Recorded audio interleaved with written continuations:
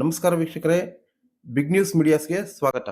ಕಾನೂನು ಸೇವಾ ಸಮಿತಿ ಗಂಗಾವತಿ, ವಕೀಲರ ಸಂಘ ಗಂಗಾವತಿ ಹಾಗೂ ಪೊಲೀಸ್ ಠಾಣೆ ಇವರುಗಳ ಸಂಯುಕ್ತ ಆಶ್ರಯದಲ್ಲಿ ರಸ್ತೆ ಸುರಕ್ಷತಾ ಅಭಿಯಾನ ದಿನಾಂಕ 21/1/2026 ಬುಧವಾರ ಸಾಯಂಕಾಲ 5:45 ಗಂಟೆಗೆ ಸ್ಟಾರ್ ನಗರ ಪೊಲೀಸ್ ಠಾಣೆ ಆವರಣ ಗಂಗಾವತಿ. ಉದ್ಘಾಟಕರು ಗೌರವಾನ್ವಿತ ಶ್ರೀ ಸದಾನಂದ ನಾಗಪ್ಪ ನಾಯಕ್, ಮುಂದನೆ ಹೆಚ್ಚುವರಿ ಜಿಲ್ಲಾ ಮತ್ತು ಸತ್ರ ನ್ಯಾಯಾಧೀಶರು ಗಂಗಾವತಿ. ಅಧ್ಯಕ್ಷತೆ ಶ್ರೀ JS ನ್ಯಾಮಗೌಡರ, ಡಿವೈಎಸ್ಪಿ ಗಂಗಾವತಿ. ಮುಖ್ಯ ಅತಿಥಿಗಳು ಗೌರವಾನ್ವಿತ ಶ್ರೀ GB ಹಳಕಾಯಿ, ಹಿರಿಯ ಸಿವಿಲ್ ನ್ಯಾಯಾಧೀಶರು ಹಾಗೂ ಅಧ್ಯಕ್ಷರು, ತಾಲೂಕು ಕಾನೂನು ಸೇವಾ ಸಮಿತಿ ಗಂಗಾವತಿ. ಗೌರವಾನ್ವಿತ ಶ್ರೀ ನಾಗೇಶ್ ಪಾಟೀಲ್, ಪ್ರಧಾನ ಸಿವಿಲ್ ಕಾರ್ಯದರ್ಶಿಗಳು ಹಾಗೂ ಸದಸ್ಯ ಕಾರ್ಯದರ್ಶಿಗಳು, ತಾಲೂಕು ಕಾನೂನು ಸೇವಾ ಸಮಿತಿ ಗಂಗಾವತಿ. ಗೌರವಾನ್ವಿತ ಮೇಘಾ ಸೋಮಣ್ಣನವರ, ಹೆಚ್ಚುವರಿ ಸಿವಿಲ್ ನ್ಯಾಯಾಧೀಶರು Gangavathi. Shri Prakash HK, RTO officer Koppal. Shri Sharanappa Nayak, ಅಧ್ಯಕ್ಷರು ವಕೀಲರ ಸಂಘ Gangavathi. Shri Prakash Male, police sub inspector ನಗರ ಠಾಣೆ Gangavathi. Shri Rangappa Doddamani, police sub inspector ಗ್ರಾಮೀಣ ಠಾಣೆ ಗಂಗಾವತಿ.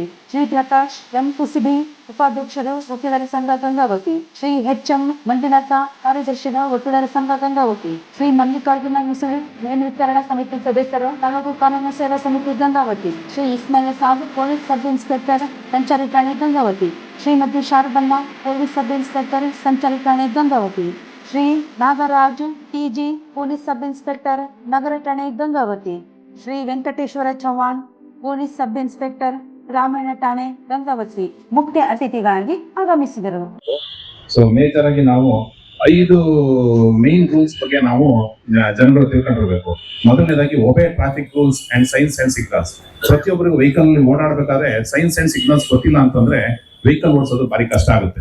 ಫಸ್ಟ್ ನಾವು ವೆಹಿಕಲ್ ಹತ್ತೋದಕ್ಕಿಂತ ಮೊದಲು ಟ್ರಾಫಿಕ್ ಸೈನ್ಸ್ ಅಂಡ್ ಸಿಗ್ನಲ್ಸ್ ಅನ್ನು ತಿಳ್ಕೊಂಡಿರ್ಬೇಕು.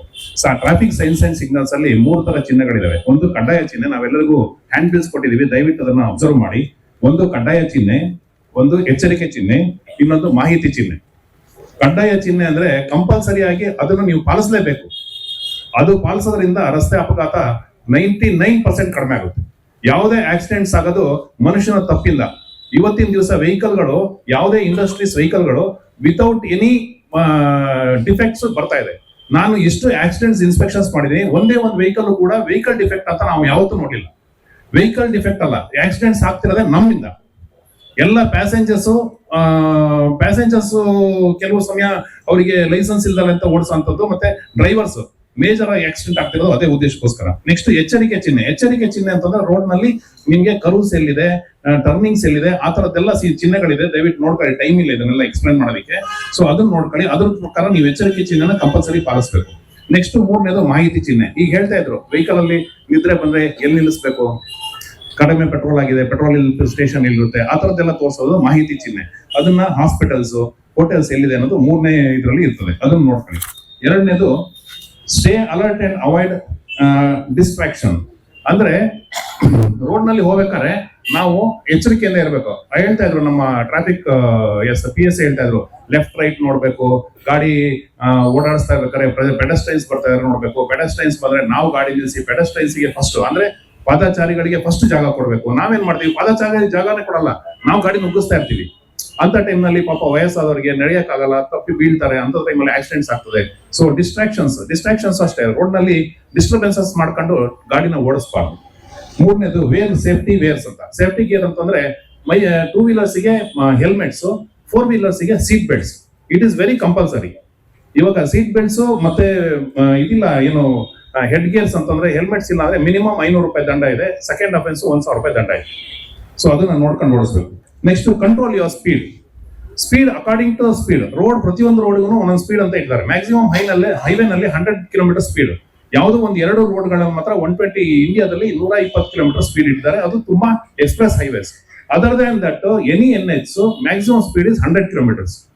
100 ಕಿಲೋಮೀಟರ್ಸ್ ಕಾರ್ಗೆ, 80 ಕಿಲೋಮೀಟರ್ಸ್ ಮೋಟರ್ ಸೈಕಲ್ಗಳಿಗೆ, ಆಮೇಲೆ ಹೆವಿ ವೆಹಿಕಲ್ ಗಳಿಗೆ 60ರಿಂದ 80 kilometre compare to the road. ಅದಕ್ಕಿಂತ ಜಾಸ್ತಿ ಓಡಿಸೋದ್ರಿಂದ ಮೇಜರ್ ಆಕ್ಸಿಡೆಂಟ್ ಆಗ್ತಾ ಇದೆ. ಇನ್ನೊಂದು ಮೇಜರ್ ನಾವು ನೋಡಿದ್ದು ಇಲ್ಲಿ ತನಕ ಅಂತಂದ್ರೆ ಇದು ಏನು ಲೇನ್ ಡ್ರೈವಿಂಗ್ ಅಂತಂದ್ರೆ ಏನು ಅಂತಾರೆ, ಹೈವೇಗಳಲ್ಲಿ 60, 80, 100 ರೋಡ್ ಮಾಡಿರ್ತಾರೆ.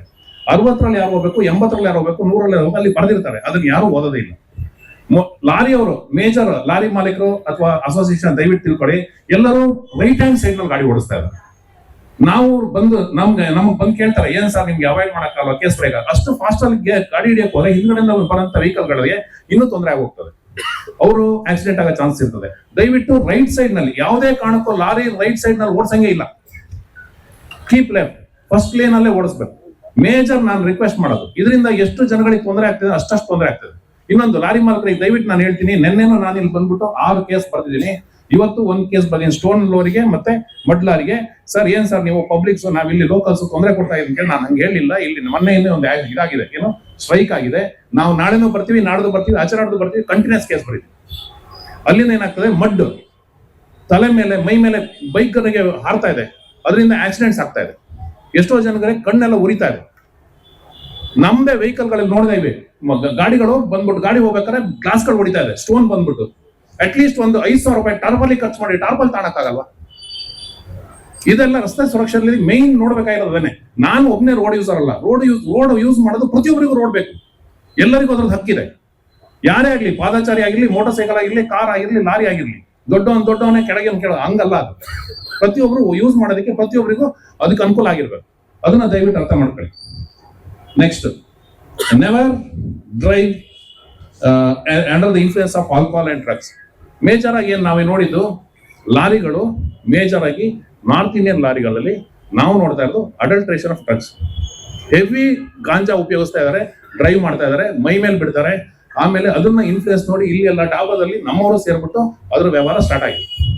ದಯವಿಟ್ಟು ಇದನ್ನ ನಾವು ನೋಡಿದೀವಿ, ನಾವು ಬಾಯಿ ಮೂಸಿ ಎಲ್ಲ ನೋಡಿದೀವಿ, ವಾಸನೆ ಬರಲ್ಲ, ಬಟ್ ಒಂದು ಡ್ರಗ್ ಆಗಿರುತ್ತೆ.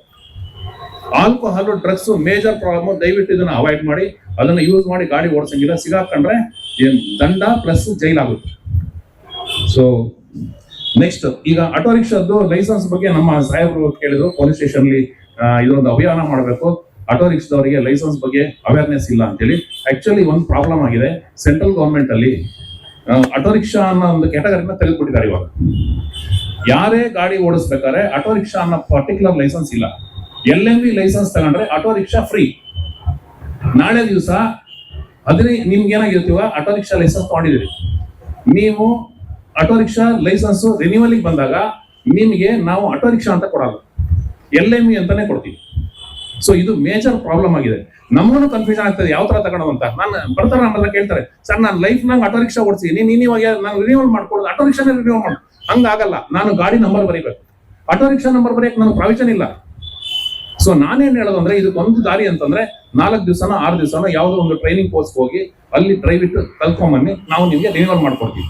ಇನ್ನು ಫ್ರೆಶ್ ಲೈಸೆನ್ಸ್ ಅಲ್ಲಿ ಮಿನಿಮಮ್ 18 ಇಯರ್ಸ್ ನಾನ್ ಟ್ರಾನ್ಸ್ಪೋರ್ಟ್, 21 ಇಯರ್ಸ್ ಟ್ರಾನ್ಸ್ಪೋರ್ಟ್ ಗಾಡಿ. ಫಸ್ಟ್ ನೀವು ನಾನ್ ಟ್ರಾನ್ಸ್ಪೋರ್ಟ್ ಲೈಸೆನ್ಸ್ ತಗೋಬೇಕು. ನೀವು ಬಂದು LMV ಗಾಡಿಗೆ ಟ್ರಾನ್ಸ್ಪೋರ್ಟ್ ತಗೋಬೇಕು ಲೈಸೆನ್ಸ್ ತಗೊಂಡು ನೆಕ್ಸ್ಟ್ 1 ಇಯರ್ ಆದ್ಮೇಲೆ ನೀವು ಟ್ರಾನ್ಸ್ಪೋರ್ಟ್ ಲೈಸೆನ್ಸ್ಗೆ ಅಪ್ಲೈ ಮಾಡ್ಬೋದು.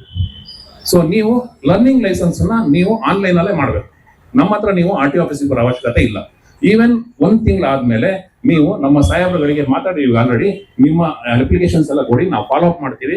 ನಿಮ್ಗೆ ನಾವು ಡ್ರೈವಿಂಗ್ ಲೈಸೆನ್ಸ್ ನಮ್ದು ತಿಂಗಳಲ್ಲಿ 3 ವಾರ ನಾವಿಲ್ಲಿ ಕ್ಯಾಂಪ್ ಮಾಡ್ತಾ ಇದ್ವಿ. ನೀವು ಕ್ಯಾಂಪಿಗೆ ಬನ್ನಿ, ನಾವು ನಿಮ್ಗೆ ಲೈಸೆನ್ಸ್ ಮಾಡ್ಕೊಡ್ತೀವಿ, ಆಯ್ತಾ? ಆಮೇಲೆ ಫೀಸ್, ಯಾರನ್ನು ನೀವು ಮಧ್ಯವರ್ತಿಗಳನ್ನ ಒಬ್ಬರನ್ನೇ ನೀವು ಮೀಟ್ ಮಾಡೋ ಅವಶ್ಯಕತೆ ಇಲ್ಲ. ನೀವೇ ಫೀಸ್ ಕಟ್ಟಿ ನೀವೇ ಬನ್ನಿ, ನಾವು ನಿಮ್ಗೆ ಹೆಲ್ಪ್ ಮಾಡ್ತೀವಿ. ಯಾರು ಅವಶ್ಯಕತೆ ಇಲ್ಲ, ಯಾರು ಬರ್ತೀವಿ. ನಾನು ಇವತ್ತು ವಾದ ಮಾಡ್ತಾ ಇದ್ದೀನಿ, ಆಯ್ತಾ? ನೀವು ಬನ್ನಿ, ನಾವು ಕೆಲಸ ಮಾಡ್ಕೊಡ್ತೀವಿ. ಲೈಸೆನ್ಸ್ ಮಾತ್ರ ಆಟೋ ರಿಕ್ಷಾನ ಲೈಸೆನ್ಸ್ ಇಲ್ಲ, ಅದನ್ನ LMV ಅಂತಾನೆ ತಗೊಬೇಕು. ನಿಮ್ಗೆ ಓಡ್ಸಕ್ಕಾಗಿಲ್ಲ, ದಯವಿಟ್ಟು ನೀವು 4 ದಿವಸ ಟ್ರೈನಿಂಗ್ ಕ್ಲಾಸ್ ನಿಮ್ಗೆ ಗೊತ್ತಿದ್ರ ಹತ್ರ ಮಾಡ್ಕೊಂಬಂದು ನಾವು ಲೈಸೆನ್ಸ್ ಮಾಡ್ತೀವಿ. ಅದನ್ನ ನೀವು ಎಲ್ಲೆಲ್ಲಿ ಲೈಸೆನ್ಸ್ ನೀವು ಮಾಡಿಸಿದ್ಮೇಲೆ ಎಲ್ಲೆಲ್ಲ ತಂದ್ಬಿಟ್ಟು ನಮ್ಮ ಸಾಹೇಬರುಗಳಿಗೆ ಕೊಡಿ, ಸ್ಟೇಷನ್ ಇಂದ ಅವ್ರು ಫಾರ್ವರ್ಡ್ ಮಾಡ್ತಾರೆ. DL ಗೆ ನೀವು ಅಪ್ಲೈ ಮಾಡಿ ನೀವು ಫೀಸ್ ಕಟ್ಟಿ ನಮ್ಮ ಹತ್ರ ಬನ್ನಿ, ನಾವು ಗಾಡಿಗೆ ನಿಮ್ಗೆ ಮಾಡ್ಕೊಡ್ತೀವಿ. ಸೊ ಇನ್ನೊಂದು ಮೇಜರ್ ಪ್ರಾಬ್ಲಮ್ ನಾವಿಲ್ಲಿ ಅಬ್ಸರ್ವ್ ಮಾಡಿದ್ದು, transfer of vehicles. For example, ಒಬ್ರು ವೆಹಿಕಲ್ ಅನ್ನ ಪರ್ಚೇಸ್ ಮಾಡಿದ್ದಾರೆ, ಆ ವೆಹಿಕಲ್ ಅನ್ನ ಇನ್ನೊಬ್ನಿಗೆ ಸೇಲ್ ಮಾಡಿದೀವಿ. ನೀವೇನ್ ಮಾಡಿದ್ರಿ, ಪರ್ಚೇಸ್ ಮಾಡ್ದ, ನನ್ ಗಾಡಿ ಕೊಟ್ಬಿಟ್ಟೆ, ಅವ್ನು ಏನ್ ಮಾಡ್ದ ಅಂತ ನಿಮ್ಗೆ ಗೊತ್ತಿಲ್ಲ. ನಾಳೆ ದಿವಸ ಆಕ್ಸಿಡೆಂಟ್ ಆಯ್ತು, ಇನ್ನೊಂದಾಯ್ತು, ನೀವೇ ಜವಾಬ್ದಾರರು. ಈ ಇಂಟಿಮೇಟ್ ನೀವು ಗಾಡಿ ಮಾರದ್ಮೇಲೆ ಓನರು ನಿಮ್ಮ ಕರ್ತವ್ಯ, ನೀವು ಅವನಿಗೆ ಟ್ರಾನ್ಸ್ಫರ್ ಮಾಡಿ ನಿಮ್ ಕೈ ತೊಳ್ಕೊಬೇಕು. ಅವನೇನ್ ಮಾಡ್ತಾನೆ, ನಿಮ್ ಗಾಡಿ ಹಿಂಗೆ ಇಟ್ಕೊಂತಾನೆ. ಫಸ್ಟ್ ಪಾರ್ಟಿ ನೀವು, ರಮೇಶನ್ ಹತ್ರ ಗಾಡಿ ಇತ್ತು, ರಮೇಶನ್ ಗಾಡಿ ಉಮೇಶನ್ ಸೇಲ್ ಮಾಡ್ದ, ಉಮೇಶ ಮಾರ್ಲಿಲ್ಲ, ಉಮೇಶ ಇನ್ನೊಬ್ಬ ಯಾರೋ ಸಂತೋಷನ್ಗೆ ಡೈರೆಕ್ಟ್ ಆಗಿ ಸೇಲ್ ಮಾಡ್ತಾನೆ. ಇನ್ನೊಂದ್ಸರಿ second time, third time, 4th time registration change ಆಗ್ತಾ ಇಲ್ಲ. ಹುಡುಕ್ತಾ ಹೋದ್ರೆ ಅವ್ನ ಹಿಸ್ಟ್ರಿ ರಮೇಶನ ಹೆಸರಲ್ಲೇ ಇದೆ ಗಾಡಿ.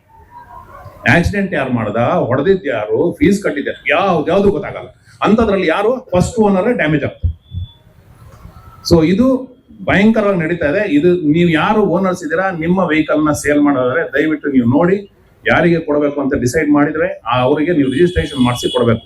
ಎನಿ ಇನ್ಶೂರೆನ್ಸ್ 14 days ಟೈಮ್ ಇರುತ್ತೆ. 14 days ಟೈಮ್ ಒಳಗಡೆ ನಿಮ್ಮ ಹೆಸರಿಂದ ಅವ್ರಿಗೆ ಇನ್ಶೂರೆನ್ಸ್ ನ ಟ್ರಾನ್ಸ್ಫರ್ ಮಾಡಬೇಕು, ಅಪ್ಲಿಕೇಶನ್ ಕೊಡಬೇಕು. ಇದನ್ನೆಲ್ಲ ಪ್ರತಿಯೊಂದನ್ನು ದಾಖಲೆ ತಿಳ್ಕೊಳ್ಳಿ. ಜಾಸ್ತಿ ನಿಮಗೆ ಮಾಹಿತಿ ಬೇಕಿದ್ರೆ ಆಫೀಸಿಗೆ ಬನ್ನಿ, ನಾವು ಮುಕ್ತವಾಗಿ ನಿಮ್ಗೆ ಮಾಹಿತಿ ಕೊಡ್ತೀವಿ.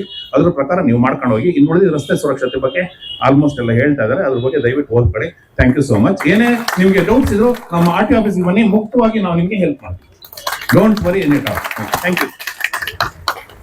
ಅಭಿಯಾನದ ಉದ್ಘಾಟಕರಾಗಿ ಆಗಮಿಸಿದಂತಹ GP ಹಳ್ಳಿಕಾಯಿ ಸಾಹೇಬ್ರೆ, ಅದೇ ರೀತಿ ವೇದಿಕೆ ಮೇಲೆ ಹಾಜರಾಗಿರುವಂತಹ ಗೌರವಿತ ನಾಗೇಶ್ ಪಾಟೀಲ್ ಸರ್ ಅವರೇ, ಈ ಕಾರ್ಯಕ್ರಮದ ಅಧ್ಯಕ್ಷತೆ ವಹಿಸಿರುವಂತಹ JS ಜ್ಞಾನಗೌಡ ಸರ್ ಅವರೇ, ಶರಣಬಸಪ್ಪ ನಾಯ್ಕ್ ಸರ್ ಅವರೇ, ಪ್ರಕಾಶ್ ಮಾಳಿ ಸರ್ ಅವರೇ, ರಂಗಪ್ಪ ದೊಡ್ಡಮನಿ ಸರ್ ಅವರೇ, ಪ್ರಕಾಶ್ ಕುಸ್ಬಿ ಸರ್ ಅವರೇ, ಡಾಕ್ಟರ್ ಹನುಮಂತಪ್ಪ ಸರ್ ಅವರೇ, ಈಗ ತಾನೇ ನಮ್ಮನ್ನೆಲ್ಲ ಉದ್ದೇಶಿಸಿ ಮಾತಾಡಿದಂತ ಪ್ರಕಾಶ್ HR ಸರ್ ಅವರೇ, ಹಾಗೂ ವೇದಿಕೆ ಮುಂಭಾಗದಲ್ಲಿ ನಿಂತಿರುವಂತಹ ಎಲ್ಲ ಆಟೋ ಚಾಲಕರು, ಮಾಲೀಕರು, ಟ್ಯಾಕ್ಸಿ ಚಾಲಕರು ಮತ್ತು ಮಾಲೀಕರು, ಹಾಗೂ ಲಾರಿಯ ಚಾಲಕರು ಮತ್ತು ಮಾಲೀಕರು, ಹಾಗೂ ಮಾಧ್ಯಮ ಮಿತ್ರರೇ. ಈಗ ತಾನೇ ನಮ್ಗೆ ಪ್ರಕಾಶ್ ಸರ್ ಅವರು ಹೇಳಿದ್ರು ಮ್ಯಾಂಡೇಟರಿ ಸೈನ್ಸ್ ಅಂತ ಹೇಳಿದ್ರು. ಅಂದ್ರೆ ಲೈಕ್ ಕಡ್ಡಾಯ ಚಿಹ್ನೆಗಳು ಇರ್ತಾವ ಅಂತೇಳಿ. ಸರ್ ನಮ್ಮ ಗಂಗಾವತಿನಲ್ಲಿ ಕಡ್ಡಾಯ ಚಿಹ್ನೆಗಳು ಯಾರು ನೋಡಲ್ಲ ಸರ್. ನಾವು ಈಗ ಕೈನೂ ಮಾಡಲ್ಲ ಸರ್. ಈಗ ಬಲಿಕ್ ಹಿಂಗ್ ನೋಡಿ ಬಂದ್ರೆ ನಾವು ಈ ಕಡೆ ಒಂಟಿ ಅಂತ ಅರ್ಥ ಸರ್. ಹಿಂಗೆ ಅಷ್ಟು ಮಟ್ಟಿಗೆ ನಾವು ಇಲ್ಲಿ ಮ್ಯಾನೇಜ್ ಮಾಡ್ತಾ ಇದ್ದೀವಿ ಸರ್. ಈಗ ತಾನೇ ನಮ್ಗೆಲ್ಲ ಉದ್ದೇಶಿಸಿ ನಮ್ಮ PSI ಮೇಡಮ್ ಅವರು, ಆಮೇಲೆ ಸಾಹೇಬ್ರು ಎಲ್ಲರೂ ಮಾತಾಡಿದ್ದಾರೆ ಏನೇನ್ ಅಂತ ಹೇಳಿ. ಅದರಲ್ಲಿ ನಾನು ನಮ್ಮ ಕಾನೂನಲ್ಲಿ ಒಂದು ಅಮೆಂಡ್ಮೆಂಟ್ ತಂದಿದ್ದಾರೆ, ತಿದ್ದುಪಡಿ 134A ಅಂತ ಹೇಳಿ. ಅದ್ರ ಏನಪ್ಪಾ ಅಂದ್ರೆ ಗುಡ್ ಸಮರಿಟಿಯನ್ ಬೈ ಸ್ಟ್ಯಾಂಡರ್ಡ್ಸ್ ಅಂತ, ಅಂದ್ರೆ ಸೂಪರ್ ಹೀರೋಗಳು ಅಂತ. ಸೂಪರ್ ಹೀರೋಗಳು ಯಾರಪ್ಪ ಅಂತಂದ್ರೆ, ನಮ್ಗೆ ಆಕ್ಸಿಡೆಂಟ್ ಆಗಿರುತ್ತೆ ಕಣ್ಮುಂದೆ, ಅಂದ್ರೆ ಆಕ್ಸಿಡೆಂಟ್ ಕಣ್ಮುಂದೆನೇ ಆಗಿರ್ಬೋದು ಅಥವಾ ಜಸ್ಟ್ ಈಗ ಆಗಿರ್ಬೋದು ಆಕ್ಸಿಡೆಂಟ್. ನಾವು ಅವಾಗ ಬರ್ತೀವಿ, ಬಂದಾಗ ಅಲ್ಲಿ ಒಬ್ಬ ಪೇಷಂಟ್ ಲೈಕ್ ವಿಕ್ಟಿಮ್ ಬಿದ್ದಿರ್ತಾನೆ ರೋಡ್ ಮೇಲೆ, ರಸ್ತೆ ಮೇಲೆ ಇಂಜೂರ್ಡ್ ಪರ್ಸನ್ ಬಿದ್ದಿರ್ತಾನೆ. ಬಿದ್ದಾಗ ನಾವು ಸೇವ್ ಮಾಡ್ಬೇಕಾ ಸೇವ್ ಮಾಡಬಾರ್ದ ಅನ್ನೋದು. ಸೇವ್ ಮಾಡಿದ್ರೆ ಅವ್ನ ಪ್ರಾಣ ಉಳಿತೈತೆ. ಯಾಕಂದ್ರೆ ಗೋಲ್ಡನ್ ಅವರ್ ಅಂತಾರೆ. ಹಾಸ್ಪಿಟ್ಲಿಗೆ ಅರ್ಧ ಗಂಟೆ ಒಳಗೆ ಕರ್ಕೊಂಡು ಬಂದಿದ್ರೆ, 1 ತಾಸು ಒಳಗೆ ಕರ್ಕೊಂಡ್ ಬಂದಿದ್ರೆ ಅವ್ನು ಉಳಿತಿದ್ದ ಅಂತ ಡಾಕ್ಟರ್ ಹೇಳ್ತಾರೆ. ಬೇಕಾದ್ರೆ ನೋಡ್ರಿ ನೀವು. ಎರಡನೇ ತಲೆಗೆ ಏನ್ ಬಂದ್ಬಿಡ್ತದೆ, ಯಾಕೆ ಬೇಕಪ್ಪ ಪೊಲೀಸರು ಕಿರಿಕಿರಿ. ಪೊಲೀಸ್ ಸ್ಟೇಷನ್ಗೆ ಹೋದ್ನಂದ್ರೆ ನಮ್ಗೆ ಹೇಳ್ಕೊಂಡ್ ಕುಂದಿರ್ತಾರ, ನಮ್ ಸಾಕ್ಷಿ ಮಾಡ್ತಾರ. ಬೆಳಿಗ್ಗಿಂದ ಸಾಯಂಕಾಲ ತನ ನಾನು ಕೋರ್ಟ್ ಅಲ್ಲಿ ಇರ್ಬೇಕು, ದುಡಿಯೋದು ಒಟ್ಟಿಪಾಡು, ಯಾಕಪ್ಪ ಅಂತೇಳಿ ಈ ನಮ್ ತಲೆನಲ್ಲಿ ಐತೆ ಬಹಳಷ್ಟು ಮಂದಿಗೆ. ಸೊ ಅದಕ್ಕೆ ಅಂತಾನೆ 2019ರಲ್ಲಿ ಇದೊಂದು ಕಾನೂನು ಬಂದಿದೆ. ಅದು ಯಾಕೆ ಬಂದಿದೆ ಅಂತ ಹೇಳ್ತೀನಿ. ಅವ್ರ ಹೆಸರು ನನಗೆ ಗೊತ್ತಿಲ್ಲ. 2019ರಲ್ಲಿ ತುಮಕೂರ್ಲಿಂದ ಬೆಂಗಳೂರಿಗೆ ಹೋಗ್ಬೇಕಾದ್ರೆ ಒಬ್ಬ ವ್ಯಕ್ತಿ 2 ವೀಲರ್ ಆಕ್ಸಿಡೆಂಟ್ ಆಗುತ್ತೆ. ಆಕ್ಸಿಡೆಂಟ್ ಆದಾಗ ಕರೆಕ್ಟ್ ಪೂರ ಆ ನಡ ಕಟ್ಟಾಗ್ತದೆ, 2 ಕಾಲು ಕಲಸ ಆಗುತ್ತೆ. ಬರೀ ನಡನಿಂದ ಹಿಡಿದು ತಲೆ ಅಷ್ಟೇ ಉಳಿತದೆ. ಅವ್ನಿಗೆ ಇನ್ನೂ ಜೀವ ಇರ್ತದೆ. ಜೀವ ಇದ್ದಾಗ ಎಲ್ಲಾ ಈ ಬೆಂಗಳೂರು ಗೊತ್ತಲ್ಲ ನಿಮ್ಗೆ, ಬೆಂಗಳೂರು ಟ್ರಾಫಿಕ್ ಹೆಂಗಿರುತ್ತೆ ಅಂತ ಹೇಳಿ, ಬೆಂಗಳೂರು ಟು ತುಮಕೂರು. ಆ ಟ್ರಾಫಿಕ್ ನಲ್ಲಿ ಎಲ್ರಿಗೂ ಕೇಳ್ತಿರ್ತಾನೆ, ನೀರ್ ಕೊಡಿ ಸರ್ ನೀರ್ ಕೊಡಿ ಸರ್ ಅಂದ್ರೆ ಯಾರು ನಿಂದ್ರಿಸಲ್ಲ. ಆ ವಿಡಿಯೋನು ಇದೆ, ಎಲ್ಲರ ಕೈಗೆ ಮೊಬೈಲ್ ಇದೆ, ಮೊಬೈಲ್ ಶೂಟ್ ಮಾಡ್ತಾರೆ. ಯಾಕೆ ಬೇಕಪ್ಪ, ನಾವು we are not ready to save him. ನಾವು ಹೋಗಿ ಕಾಪಾಡ್ಬೇಕಲ್ಲ ನಮ್ ತಲೆಗಿಲ್ಲ. ವಿಡಿಯೋ ಮಾಡ್ತೀವಿ ನಾವು. ವಿಡಿಯೋ ಮಾಡ್ಬೇಕಾದ್ರೆ ಆ ಹುಡುಗ ಹೇಳ್ತಾನೆ, ನನಗೆ ನೀರ್ ಕೊಡಿ ಅಂದ್ರು ಯಾರು ನೀರ್ ಕುಡಿಯಲ್ಲ. ಆ ಹುಡುಗ ಸತ್ತೋಗ್ತಾನೆ. ಸತ್ತೋದ್ಮೇಲೆ ಅವತ್ತಿನ ಸಿದ್ದರಾಮಯ್ಯ ಸರ್ಕಾರನವರು ಈ 2019 ಏನಿದೆಲ್ಲ, ಆಲ್ರೆಡಿ ಸೆಂಟ್ರಲ್ ಆಕ್ಟ್ ಬಂದಿತ್ತು. ಆ ಆಕ್ಟ್ ನ ಇದಕ್ಕೆ ನಮ್ಮ ಕರ್ನಾಟಕದಲ್ಲಿ ಅಡಾಪ್ಟ್ ಮಾಡಿದ್ದಾರೆ. ಅದ್ರ ಬಂದು Karnataka samaritan and medical profession protection and regulation during emergency situation ಅಂತ ಹೇಳಿ. ಎಮರ್ಜೆನ್ಸಿ ಸಿಚುವೇಶನ್ ಟೈಮ್ ಅಲ್ಲಿ ಏನಪ್ಪಾ ಅಂತ ಹೇಳಿ, ಇದಕ್ಕೆ ಮೂಲ ಉದ್ದೇಶ ಎರಡೇ. ಒಂದು, ಆ ಗೋಲ್ಡನ್ ಅವರ್ ಆಸ್ಪತ್ರೆಗೆ ಸೇರಿಸಬೇಕಾದ್ರೆ ಆ ಗೋಲ್ಡನ್ ಅವರ್ ನ ಉಳಿಸ್ಬೇಕು ಅಂತ. ಆ ಪೇಷಂಟ್ ನ, ಆ ಇಂಜೂರ್ಡ್ ಪರ್ಸನ್ ಯಾರೇ ಇರ್ಲಿ, ಇವತ್ತು ಬೇರೆ ಇರ್ಬೋದು, ನಾಳೆ ನೀವಿರ್ಬೋದು, ನಾಳೆ ನಿಮ್ ಕುಟುಂಬ ಇರ್ಬೋದು, ಇನ್ನೊಂದು ಕುಟುಂಬ ಇರ್ಬೋದು. ಸೊ ಈ ಆ ಪ್ರಾಣ ಉಳಿಸ್ಬೇಕು ಅನ್ನೋದು ಒಂದು ಕಾರಣಕ್ಕೆ ಆ ಕಾಯ್ದೆ ಬಂದಿರೋದು, ತಿದ್ದುಪಡಿ. ಅದೇ ರೀತಿ ಆ ಕರ್ಕೊಂಡು ಹೋಗಿ ಹಾಸ್ಪಿಟ್ಲಿಗೆ ಸೇರಿಸ್ತೀರಿ. ಸೇರಿಸಿದ ಮೇಲೆ ಏನ್ ಮಾಡ್ತಾರೆ doctor?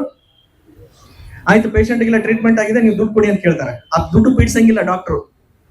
For your kind information, ನೀವು ಇವತ್ತು ಸಪ್ತಾಹದಲ್ಲಿ ನೀವು ಏನ್ ಕಲ್ತ್ಕೊಂಡು ಹೋಗಿರಿ ಅಂದ್ರೆ ಅದೊಂದು ತಲೆಗಿರ್ಲಿ ನಿಮ್ಗೆ. ನಾನು ಹೋಗಿ ಯಾವ್ದೋ ಒಂದು ಇಂಜೂರ್ಡ್ ಪರ್ಸನ್ ನಾನು ಅಡ್ಮಿಟ್ ಮಾಡಿ ಬಂದಿದ್ದೀನಿ, ನೀವ್ ಏನೇ ದುಡ್ಡು ಕೇಳಂಗಿದ್ರೆ ಆ ಪೇಷಂಟ್ ಗೆ ಕೇಳಿ, ಅಥವಾ ಅವ್ರ ಕುಟುಂಬದವ್ರು ಬರ್ತಾರೆ, ನಿಧಾನ ಮಾಡಿ. ನಾನ್ ಜಸ್ಟ್ ಅಲ್ಲಿ ಬೈ ಸ್ಟ್ಯಾಂಡರ್ ಅಲ್ಲಿ, ನಾನು ಒಬ್ಬ ಪರೋಪಕಾರಿ ಅಲ್ಲಿ ನಿಂತಿದ್ದೆ, ಆ ಪ್ರಾಣ ಉಳಿಸಕ್ ನಾನು ಮಾಡಿದ್ದೆ.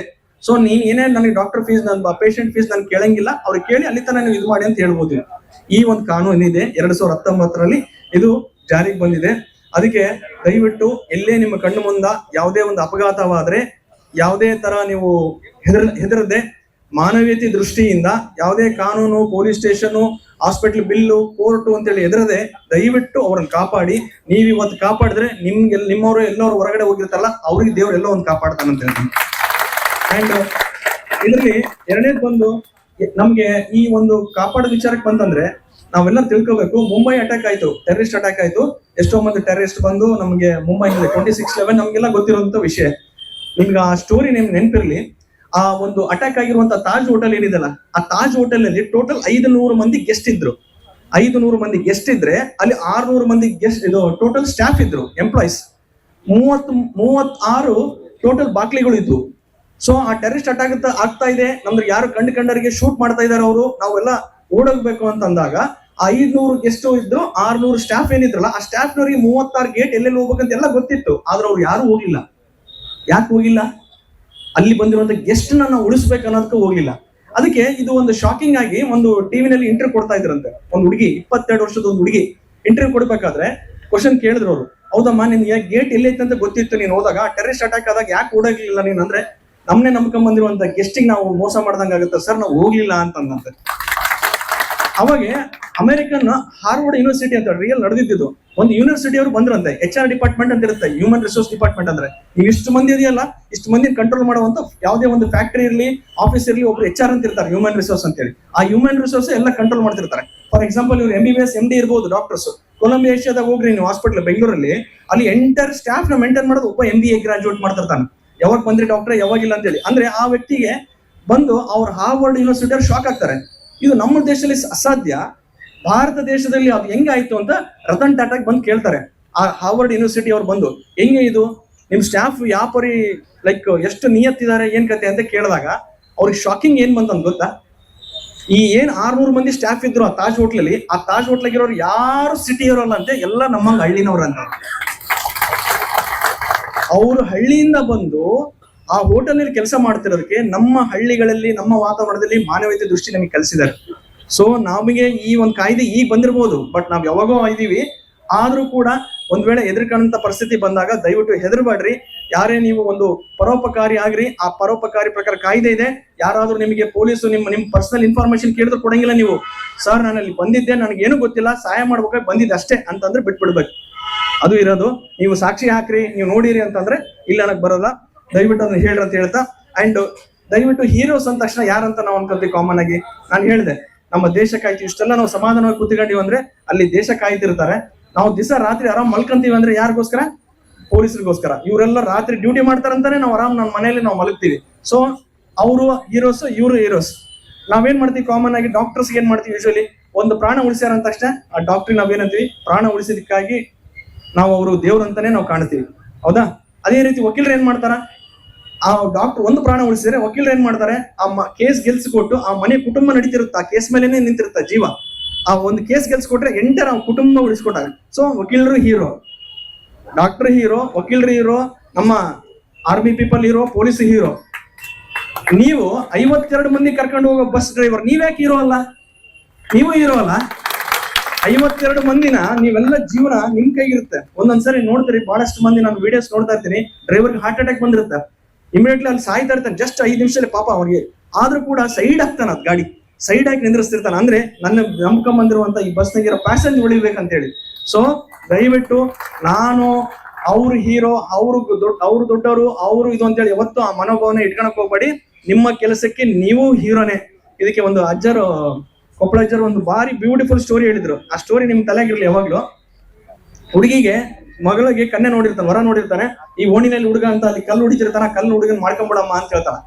ನಾನ್ ಯಾಕೆ ಆ ಕಲ್ಲು ಹೊಡೆಯೋ ಹುಡುಗನ ನಾನು ಮಾಡ್ಕೊಂಡ್ಲಿ? ನಾನು ಮಾಡ್ಕೊಳಂಗಿಲ್ಲ, ಅವನಕಿನ್ನ ನನಗೆ ಪವರ್ಫುಲ್ ಇದ್ದ ಹುಡುಗ ಬೇಕು ಅಂತ. ಪವರ್ಫುಲ್ ಎಲ್ಲಿಂದ ತರಲಿ ನಾನು ಅಂದ ತಕ್ಷಣ ಅವಾಗ ಏನ್ ಮಾಡ್ತಾನ ಆ ಹುಡುಗಿ, ನಾನು ಚಂದಮಾಮನ್ ಮಾಡ್ಕೊಂತೀನಿ ಅಂತ ಹೇಳ್ತಾನ. ಚಂದಮಾಮನ್ ನೀನು ಅಂದ್ರೆ ಆ ಕಲ್ಲು ಹೊಡೆಯೋನ್ಕಿನ್ನ ಬಹಳ ಪವರ್ಫುಲ್ ಅಂತ ಹೇಳಿ ಆ ಚಂದಮಾಮ ಕೇಳ್ತಾವಂತೆ, ನಾನು ಇನ್ನೇ ಮಾಡ್ಕೋಬೇಕಂತ ಮಾಡೀನಿ ಅಂತ ತಕ್ಷಣ, ನೀ ನನ್ನೇನ್ ಮಾಡ್ಕೊಂತೇವ? ನಾನು ಪವರ್ಫುಲ್ ಅಲ್ಲ, ಸೂರ್ಯ ಬೆಳಕು ಕೊಟ್ರೆ ಮಾತ್ರ ನಾನು ಪವರ್ಫುಲ್, ಇಲ್ಲ ನಾನು ಕಾಣಿಸೋದಿಲ್ಲ ಯಾರಿಗೆ, ನನ್ಕಿನ್ನ ಪವರ್ಫುಲ್ ಸೂರ್ಯ ಅದನ್ನ, ಸೂರ್ಯನ್ ಮಾಡಿಕೆ ಅಂತ ಅಂದಂತೆ.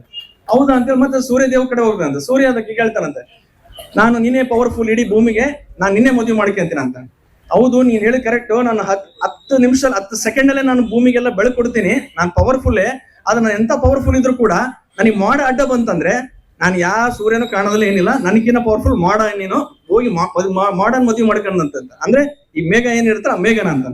ಹೌದಾ ಅಂತ ಮತ್ತೆ ತಿರ್ಗಾ ಮೇಘನ ತರೋದಂತೆ ಆ ಮಾಡ ನೋಡು ನೀನೇ ಪವರ್ಫುಲ್ ಅಂತ ಚಂದ್ರ ಹೇಳ್ತಾ ಇದಾರೆ, ಸೂರ್ಯ ಹೇಳ್ತಾ ಇದಾರೆ, ನಾನು ನಿನ್ ಮದುವೆ ಮಾಡ್ಕೊಂತೀನಿ ಅಂತ ತಕ್ಷಣ ನಾನು ಎಷ್ಟೇ ಪವರ್ಫುಲ್ ಇದ್ರು ಕೂಡ ನಾನು ಮಾತ್ರ ಬೆಟ್ಟ ಈ ಗುಡ್ಡ ಬಂದಾಗ ನಾನು ಅಲ್ಲಿ ಅಡ್ಡ ಆಗ್ಬಿಡ್ತೀನಿ, ನಿಂದ್ರಿಸ್ಬಿಡುತ್ತ ಗುಡ್ಡ, ನನಗಿನ್ನ ಪವರ್ಫುಲ್ ಆ ಗುಡ್ಡ ಅಂತ ಹೇಳ್ತಂತೆ. ಹೌದಾ ಅಂತೇಳಿ ಆ ಹುಡುಗಿ ಏನ್ ಮಾಡ್ತಾಳೆ, ಗುಡ್ಡನ ಹತ್ರ ಹೋಗ್ತಾಳಂತೆ. ನೋಡು ಗುಡ್ಡ ನೀನ್ ಬೆಟ್ಟನೆ, ನೀನೇ ಸ್ಟ್ರಾಂಗು, ನನಗೆ ಚಂದಪ್ಪ ಹೇಳಿದ್ರು, ಸೂರ್ಯ ಹೇಳಿದ್ರು, ಲಾಸ್ಟಿಗೆ ಮೋಡ ಹೇಳಿತು, ನೀನೇ ಪವರ್ಫುಲ್, ನಾನು ನಿನ್ನೆ ಮದುವೆ ಮಾಡಿಕೊಂತೀನಿ.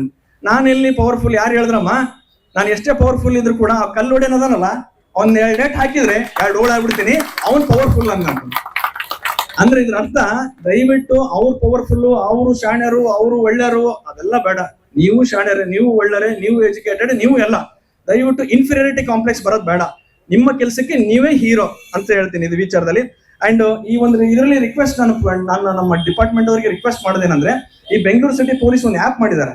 ಎಲ್ಲೇ ಒಂದು ಟ್ರಾಫಿಕ್, ಫಾರ್ ಎಕ್ಸಾಂಪಲ್ ಆಟೋದವ್ರು ಹೋಗ್ತಾ ಇರ್ತಾರೆ, ಅವ್ರು ಹೆಂಗ್ ಬೇಕಾದ್ರೆ ಸ್ಪೀಡ್ ಅಪ್ ಆಗಿ ಹೋಗ್ತಾ ಇರ್ತಾರೆ, ಟ್ಯಾಕ್ಟ್ರಿದವ್ರು ಹೋಗ್ತಿರ್ತಾರೆ, ಸ್ಪೀಡ್ ಆಗಿ ಹೋಗ್ತಿರ್ತಾರೆ. ಈ ವಿಡಿಯೋ ಮಾಡಿದಾಗ ತಮಗೆ ಬಂದಾಗ ಸ್ವಲ್ಪ ಅದನ್ನ ಆ ವಿಡಿಯೋನ ನೀವು ತಗೊಂಡು ಆಮೇಲೆ ನೀವ್ ಏನ್ ಆಕ್ಷನ್ ತಗೊಂಡ್ರೆ ಅದನ್ನು ವಿಡಿಯೋ ಅಪ್ಲೋಡ್ ಮಾಡಿದ್ರೆ ಎಲ್ಲರಿಗೂ ಸ್ವಲ್ಪ ಭಯ ಇರುತ್ತೆ. ಹೌದು, Gangavathi traffic police is also alert ಅಂತ ಹೇಳಿ ಬೆಂಗಳೂರು ಪೊಲೀಸ್ ಸಿಟಿನಲ್ಲೇ ಮಾಡಿದ್ದಾರೆ. ನಾವೇನ್ ಸಿಟಿ ಕಮ್ಮಿ ಇಲ್ಲ, ನಮಗೂ ಇದೆ ಸರ್. ಸೊ ನಿಮ್ಗೆ ಯಾವ್ದೊಂದು ವಿಡಿಯೋ ಬಂತಂದ್ರೆ, ಸರ್ ಈ ತರ ಯಾರೋ ಒಬ್ಬ ಬೈಕರ್ಸ್ ಈ ತರ ಫಾಸ್ಟ್ ಹೋಗ್ತಾ ಇದ್ದಾನೆ, ಈ ತರ ವೈಲೇಷನ್ ಮಾಡ್ತಾ ಇದ್ದಾನೆ, ಆಟೋದವ್ರು ಈ ತರ ವೈಲೇಷನ್ ಮಾಡ್ತಿರೋ ವಿಡಿಯೋ ಬಂದಾಗ ಅವ್ರಿಗೆ ಆ ವಿಡಿಯೋನ ನೀವು ಅಪ್ಲೋಡ್ ಜೊತೆಗೆ ಪ್ಲಸ್ ನೀವೇನ್ ಆಕ್ಷನ್ ತಗೊಂಡ್ರಿ ಅದನ್ನು ಜಸ್ಟ್ ಆ ಸೆಕೆಂಡ್ ಮಾಡಿದ್ರೆ ಇದು ಅಂತ ಒಂದು ರಿಕ್ವೆಸ್ಟ್ ನಮಗೆ. ಅಂಡ್ ಈಗ ತಾನೇ ನಮ್ಗೆ ಹೇಳಿದ್ರು, ಮೇಡಮ್ ಅವ್ರು ಹೇಳಿದ್ರು, ಲೈಕ್ ಫುಟ್ಪಾತ್ ಅಲ್ಲಿ ಹೋಗ್ಬೇಕಂತ ಹೇಳಿ. ಗಂಗಾವತಿ ವಿಚಾರಕ್ಕೆ ಬಂತಂದ್ರೆ ಮೊನ್ನೆ ನಾನು ಸಾಹೇಬ್ರಿಗೆ ಅದನ್ನ ಹಾಕಿದೀನಿ. ಟ್ರಾಫಿಕ್ ರೂಲ್ಸ್ ನಾವು ಮೇಂಟೈನ್ ಮಾಡ್ಬೇಕಂದ್ರೆ ಫಸ್ಟ್ ರೋಡ್ಸ್ ಬೇಸ್ ಇರ್ಬೇಕು. ರೋಡ್ಸ್ ಜೊತೆಗೆ ಏನ್ ಮಾಡ್ಬೇಕು, ಇದ್ದ ರೋಡ್ ನ ಈ ಬ್ಯಾನರ್ಗಳು ಹಾಕಿ ಹಾಳು ಮಾಡ್ತಾ ಇದ್ದಾರೆ. ಅಂಡ್ ಇರೋ ಫುಟ್ಪಾತ್ ನ ಅವರು ಎಲ್ಲ ಅಂಗಡಿ ಮಾಲೀಕರೆಲ್ಲ ಅಕ್ವೈರ್ ಮಾಡಿದ್ದಾರೆ. ಈ ಜನ ಫುಟ್ಪಾತ್ ಮೇಲೆ ಹೋಗೋದ್ಬಿಟ್ಟು ಏನ್ ಮಾಡ್ತಾರೆ, ರೋಡ್ ಅಲ್ಲಿ ತಿರುಗಾಡ್ತಾ ಇರ್ತಾರೆ. ಸೊ ಇದು ಎಂತ ಪರಿಸ್ಥಿತಿ ಏನಂದ್ರೆ ನಾವು ಅದನ್ನು ಕನ್ಸಿಡರ್ ಮಾಡ್ಬೇಕು. ಮೊನ್ನೆ ಕಮಿಷನರ್ ಆಗ್ಲಿ, ನಮ್ಮ ಮೊನ್ನೆ DSP ಸಾಹೇಬ್ರಿಗೆ ಅದನ್ನು ಹೇಳಿದೆ ನಾನು, ಈ ಬಳ್ಳಾರಿ ಗಲಾಟೆ ಬ್ಯಾನರ್ ಆದಾಗಿಂದ ಪುಣ್ಯ ಎಲ್ಲ ಕಟ್ ಆಗಿದೆ. ಅಂದ್ರೆ ಏನಾದ್ರು ಒಂದು ಅನಾಹುತ ಆಗತ್ತಾನ ನಮ್ಮ ಮಂದಿ ಕೇಳದಿಲ್ಲ ಅಂತ ಅರ್ಥ. ಮತ್ತೆ ಕಮಿಷನರ್ಗೆ ಹೇಳಿದ್ವಿ, ಮತ್ತೆ ಬ್ಯಾನರ್ ಹಾಕೋದು ವ್ಯವಸ್ಥೆ ಮಾಡ್ಬಿಡ್ರಿ. ಯಾಕಂದ್ರೆ ಫುಟ್ಪಾತ್ ಪ್ರಾಬ್ಲಮ್, ಎಲ್ಲ ಅಂಗಡಿದವರಿಗೂ ಪ್ರಾಬ್ಲಮ್, ಎಲ್ಲರಿಗೂ ಪ್ರಾಬ್ಲಮ್ ಈ ಬ್ಯಾನರ್ ಇಲ್ಲ. ಸೊ ಎಲ್ಲಿ ತನ ಏನಾಗಿದೆ ಅಂದ್ರೆ, ಈ ಬ್ಯಾನರ್ ತೆಗಿಸ್ಬೇಕಪ್ಪ ಅಂದ್ರೆ ಯಾರು ಬರ್ಬೇಕು, ಮತ್ತೆ ಸಿದ್ದರಾಮಯ್ಯ ಬರ್ಬೇಕು, ಇಲ್ಲ ಮೋದಿ ಬರ್ಬೇಕು. ಅದು ತಲೆಗಿಂದ ತೆಗಿಬೇಕು ನೀವೆಲ್ಲರೂ. ಯಾಕಂದ್ರೆ ನಮ್ಮ ಬ್ಲೈಂಡ್ ಕ್ರಿಕೆಟ್ ವರ್ಲ್ಡ್ ಕಪ್ ಗೆದ್ದಿರುವಂತ ದೀಪಿಕಾ ಅಂತ ಹುಡುಗಿ, ಕಣ್ಣಿಲ್ಲ, ಆ ವರ್ಲ್ಡ್ ಕಪ್ ಗೆದ್ರು ಮೊನ್ನೆ. ಹೆಂಗ ನಮ್ ಕ್ರಿಕೆಟ್ ಅಲ್ಲಿ ಗೆದ್ದಾಗ ಆ ಹುಡುಗಿ ಆಂಧ್ರ ಪ್ರದೇಶದ ಡೆಪ್ಟಿ CM ಪವನ್ ಕಲ್ಯಾಣ್ ಇದ್ದಾಗ ಏನ್ ಕೇಳಿದಂದ್ರೆ, ಸರ್ ನಮ್ಮ ಊರಿಗಿಂದ ಹೋಗಕ್ಕೆ, ನಮ್ಮ ಅನಂತಪುರಿಗೆ ಹೋಗಕ್ಕೆ ರಸ್ತೆ ಇಲ್ಲ ಅಂತ ಕೇಳಿದಂದ್ರೆ. ಅದು ರಸ್ತೆ ಇಲ್ಲ ಅಂತ ತಕ್ಷಣ ಏನ್ ಮಾಡ್ದ ಡೆಪ್ಟಿ CM ಪವನ್ ಕಲ್ಯಾಣ್ ಅವರು ಇಮಿಡಿಯೇಟ್ಲಿ ಅಲ್ಲಿ ರೋಡ್ ಹಾಕ್ಸಿದ್ರು. ಇದು ರೋಡ್ ಹಾಕ್ಸಿದ್ ಗೊಪ್ಪತನ ಅಲ್ಲಿ ಏನಿಲ್ಲ. ಅಲ್ಲಿ ಪ್ರಾಬ್ಲಮ್ ಏನಂದ್ರೆ, ಆ ಸಣ್ಣ ರೋಡ್ ಹಾಕ್ಸಕ್ಕೆ ಡೆಪ್ಟಿ CM ಬರ್ಬೇಕಾ? ಅಲ್ಲಿರುವಂತ ಕಮಿಷನರ್ ಏನ್ ಮಾಡ್ತಾ ಇದಾರೆ, DC ಏನ್ ಮಾಡ್ತಾ ಇದಾರೆ, MLA ಏನ್ ಮಾಡ್ತಾ ಇದಾರೆ, ಮಿನಿಸ್ಟರ್ ಏನ್ ಮಾಡ್ತಾ ಇದಾರೆ? ಸೊ ಆ ಮಿನಿಸ್ಟರ್ಗಳಿಗೆ ಕೆಲಸ ಮಾಡ್ಬೇಕಂದ್ರೆ ನಿಮ್ಮಂತರೆಲ್ಲರೂ ಕ್ವಶನ್ ಮಾಡ್ಬೇಕು. ಕ್ವಶನ್ ಯಾರಿಗೆ ಮಾಡ್ಬೇಕು? ಸಿದ್ದರಾಮಯ್ಯಗೆ, ಮೋದಿ ಮಾಡೋದಲ್ಲ. ಅವ್ರ ಕೆಲಸದಾಗ ಅವ್ರು ಬಿಸಿ ಇರ್ತಾರೆ. ಇಲ್ಲಿರುವಂತ ಲೋಕಲ್ ನಾವೇನ್ ಆಯ್ಕೆ ಮಾಡಿರ್ತೀವಲ್ಲ ಅವ್ರಿಗೆ ನೀವು ಹೇಳ್ಬೇಕು. ನೀವು ಹೇಳಿದಾಗ, ಸರ್ ಕಮಿಷನರ್ ಸರ್, ನಿಮಗೆ ಬ್ಯಾನರ್ ಲಿಂದ ಪ್ರಾಬ್ಲಮ್ ಆಗ್ತಾ ಇದೆ, ಫುಟ್ಪಾತ್ ಇಂದ ಪ್ರಾಬ್ಲಮ್ ಆಗ್ತಿದೆ, ಫುಟ್ಪಾತ್ ಅಕ್ವೈರ್ ಮಾಡಿದ್ರಿಂದ ಆ ಫುಟ್ಪಾತ್ ಅಲ್ಲಿ ಯಾರು ಹೋಗ್ತಾ ಇಲ್ಲ, ನಾವು ರೋಡ್ ಅಲ್ಲಿ ಹೋಗ್ತಾ ಇರೋಂತ ನೀವು ಹೇಳ್ಬೇಕಂತ ಹೇಳ್ತೀನಿ. ಅದೇ ರೀತಿ ವೆಹಿಕಲ್ ಅಲ್ಲಿ ಹೋಗ್ಬೇಕಾದ್ರೆ ಸ್ಪೆಷಲಿ ಆಟೋ ಡ್ರೈವರ್ಸ್ ಎಲ್ಲರೂ ಇದ್ರಿ, ಬೈಕರ್ಸ್ ಎಲ್ಲರೂ ಇದ್ರಿ, ನಾನು ರಿಕ್ವೆಸ್ಟ್, ನಾನು ಸಾಹೇಬ್ರಿಗೆ ಒಂದು ಹೇಳ್ತಿರ್ತೀನಿ, ನಮ್ಮ ನಾಗೇಶ್ ಪಾಟೀಲ್ ಸಾಹೇಬ್ರಿಗೆ ಯಾವಾಗಲೂ ಜೋಕ್ ಮಾಡ್ಕೊಂತ ಹೇಳ್ತಿರ್ತೀನಿ. 504 ಅಂತಿದೆ IPC ಸೆಕ್ಷನ್. ಅಂದ್ರೆ ಯಾರಿಗಾದ್ರೂ ಕೆಟ್ಟ ಭಾಷೆಯಿಂದ ಬೈದಾಗ ಅವ್ರಿಗೆ 504 ಅಂತೇಳಿ ಒಂದು ಇದೆ, ಜೈಲ್ ಶಿಕ್ಷೆ ಇದೆ. ಕೆಟ್ಟ ಭಾಷೆನ ಅವಾಚ್ಯ ಶಬ್ದಗಳಿಂದ ನಿಂದಿಸಿದ್ರೆ ಅಂತೇಳಿ. ಸರ್ ನಮ್ಮ ಸೆಕ್ಷನ್ ನಮ್ಮ ಗಂಗಾವತಿಯಲ್ಲಿ ನಡೆಯಲ್ಲ ಸರ್, ಯಾಕಂದ್ರೆ 5 ನಿಮಿಷಕ್ಕೆ ಬೈತಿರ್ತೀವಿ ಸರ್ ನಾವು ಹೊಲ್ಸೋಸ್ ಮಾತುಗಳು. ಈ 504 ಎದಕ್ ಬೇಕು ಸರ್ ಅಂತ ಅಂದ ತಕ್ಷಣ ನನಗೊಂದು ಥಾಟ್ ಪ್ರೊಸೆಸ್ ಬಂತು, ಇದು ಬೇಕಿದು ಯಾಕೆ ಬೇಕಂತ ಹೇಳ್ತೀನಿ. ಗಾಡಿ ಮೇಲೆ ಹೋಗ್ತಾ ಇರ್ತೀರಾ, ರೋಡ್ ರೇಜ್ ಆಗುತ್ತೆ. ರೋಡ್ ರೇಜ್ ಅಂದ್ರೆ ಗೊತ್ತಲ್ಲ, ಆಕ್ಸಿಡೆಂಟ್ ಆಗುತ್ತೆ. ಅಂದ್ರೆ ನಿಮಗೆ ಅವ್ರಿಗೆ ಯಾರು ಗೊತ್ತಿರಲ್ಲ ಅವ್ರು, ಹೌದಾ? ಹೋಗ್ತಾ ಇರೋದು ನಾನು ಏನ್ ಮಾಡ್ತೀನಿ, ಆಕ್ಸಿಡೆಂಟ್ ಆದ ತಕ್ಷಣ ಕೆಟ್ಟ ಭಾಷೆನಲ್ಲಿ ಅವ್ರಿಗೆ ಬೈತೀನಿ. ಅವನೇನ್ ಮಾಡ್ತಾನೆ, ಅಪೋಸಿಟ್ ಇದ್ದಾನ, ಅವನು ನಮ್ ಸೇಮ್ ನಾನು ಏನ್ ಭಾಷೆ ಮಾತಾಡಿರ್ತ ಅದು ಅವನೇ ಭಾಷೆ ಮಾತಾಡ್ತಾನೆ, ಹೌದಾ?